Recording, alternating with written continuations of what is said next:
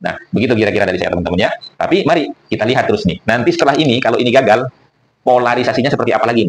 Penggiringan opininya bagaimana? Framingnya seperti apa? Kita lihat.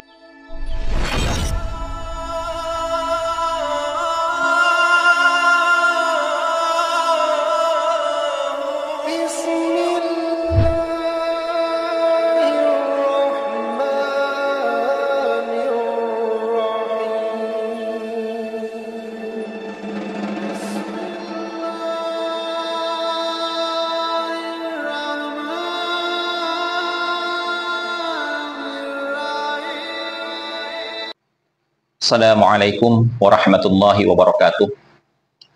Bismillahirrahmanirrahim. Wa la hawla wa la quwwata illa billah. Asyhadu an la ilaha illallah wahdahu la syarika lah. Wa asyhadu anna sayyidina wa nabiyyana Muhammadan abduhu wa rasuluhu alladzi la nabiyya ba'dah. Allahumma shalli ala sayyidina Muhammad wa ala ali sayyidina Muhammad, amma ba'du.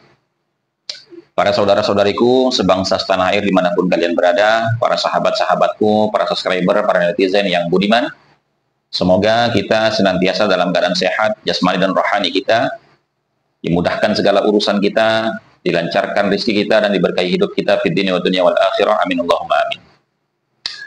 Baik teman-temanku, kita akan kembali mengulas tentang tuduhan-tuduhan yang tidak mendasar kepada beberapa sahabat-sahabat yang mendukung penelitian ilmiahnya Kiai Haji Imaduddin Usman Al-Bantani tentang menakar keabsahan silsilah nasab para habaib di Indonesia khususnya.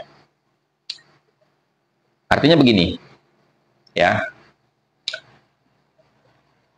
Saya berpikir setelah melihat beberapa konten video dan juga menelaah perjalanan silsilah nasab ini yang menjadi polemik dan dibicarakan banyak orang, khususnya di medsos, itu seakan-akan memang ada gerakan-gerakan dari klan Ba'alawi ini yang terorganisir, terstruktur, dan masif, ya, di dalam menginterpolasi kitab-kitab yang berkaitan erat dengan sanad keilmuan para ulama di Indonesia khususnya. Seperti misalkan terjadi interpolasi di dalam kitab Ar-Raudul Jali, di mana kita mengetahui bahwasanya kitab Ar-Raudul Jali itu adalah kitab yang dinisbahkan kepada Syekh Al-Murtadha Az-Zabidi, yang mana Syekh Murtadha Az-Zabidi ini adalah salah satu mata rantai sanad keilmuan ulama kita. Kemudian yang kedua, ada interpolasi juga di dalam kitab Tabaqatul Khawas yang baru-baru ini dijadikan referensi oleh Kiai Haji Idrus Romli untuk mengesahkan nasabnya para habaib dan juga memasukkan Wali Songo itu ke dalam bagian para habaib. Kenapa saya katakan ada interpolasi? Ya, silakan disimak ulasannya di videonya Gus Aziz Jazuli tentang kitab Ar-Raudul Jali, yang mana di dalamnya itu diragukan oleh pentahkiknya sendiri bahwasanya ada interpolasi di dalamnya.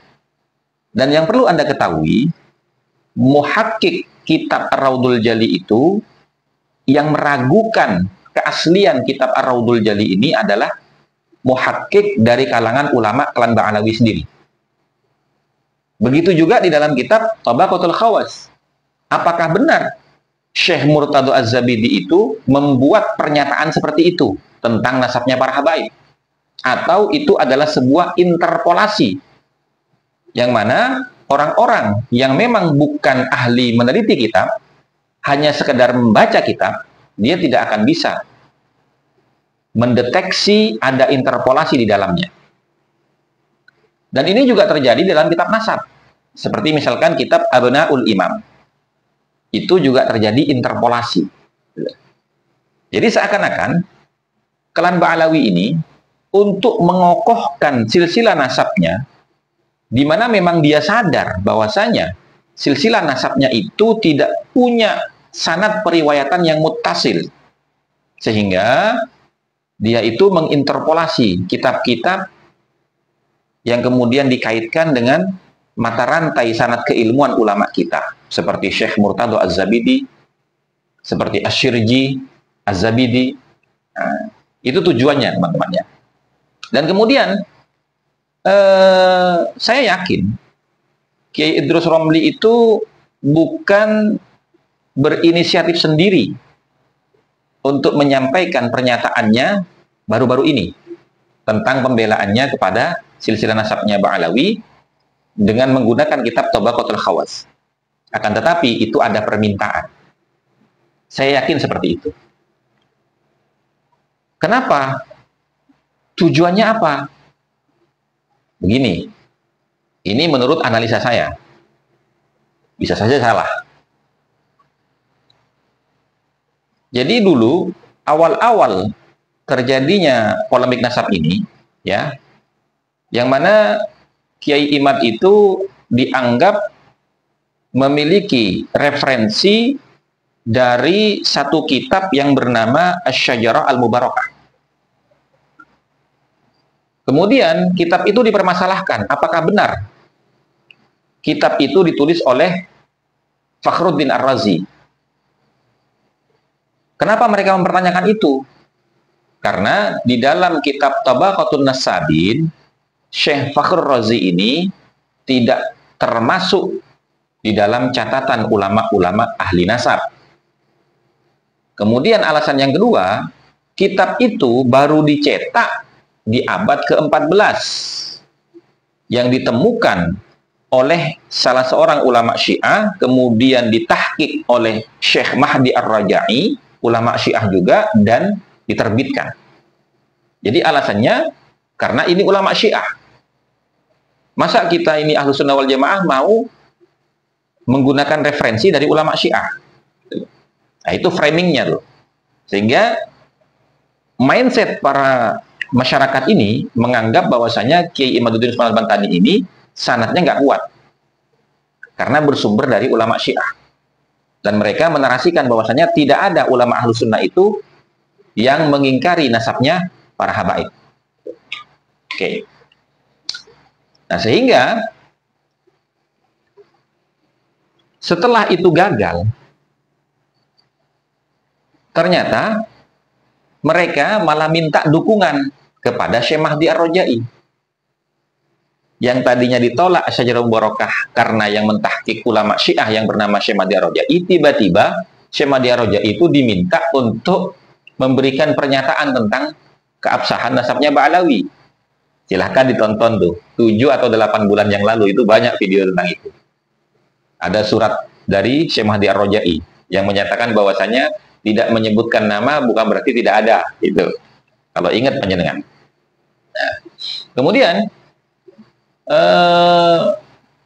sekarang kenapa Ki Idrus Romli yang diminta untuk menyampaikan itu?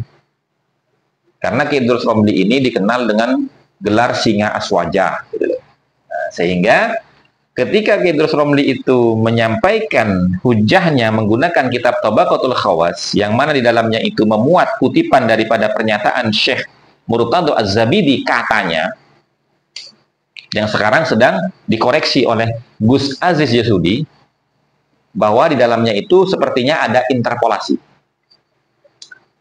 ada tahrif, karena berbeda dengan catatan manuskripnya. Tujuannya apa?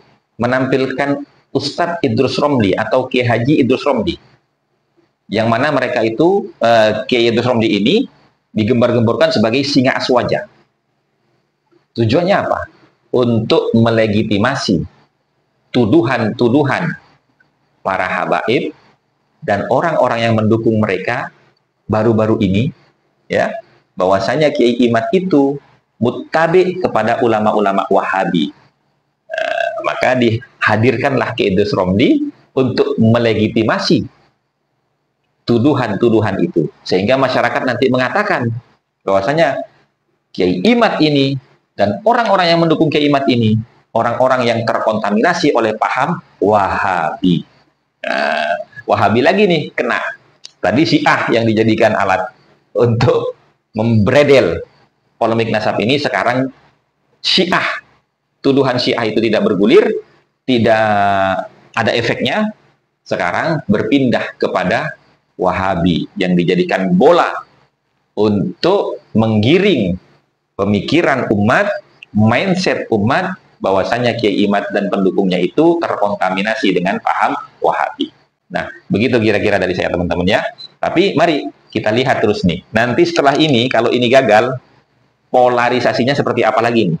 Penggiringan opininya bagaimana? Framingnya seperti apa? Kita lihat. Wallahu a'lam bishawab. Wassalamualaikum warahmatullahi wabarakatuh.